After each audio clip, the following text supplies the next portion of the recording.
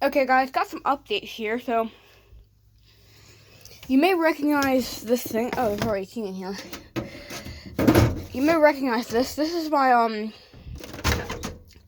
Simplex 4006 enclosure.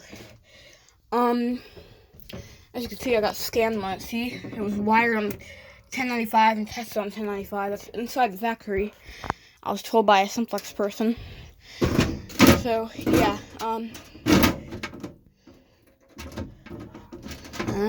come on.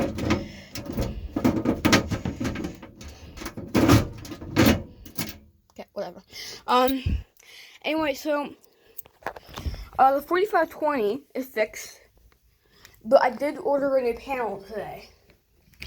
So I'm not gonna give any hints until it comes. Well, I'm actually gonna be filming the unboxing video as soon as it comes, so you'll find out right when it comes. But it should be coming in 2 or 3 weeks. So for the time being, the 4520 will still be in service. But once the new panel comes, But once the new panel comes, the 4520 will be taken out of service due to how rare it is. Also, in between the restoration episodes, I put the rod back in. Had to soak some lithium grease for over 24 hours.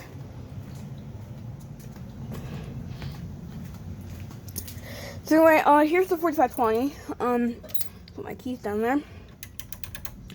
So the battery charger is working. I gotta put a new crimper on there.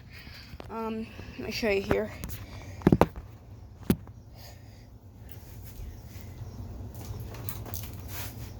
This hair dryer I was using to dry the paint. Alright, watch this. See, the battery charger is working again. I don't like to turn it on and off too much because it could break it. So,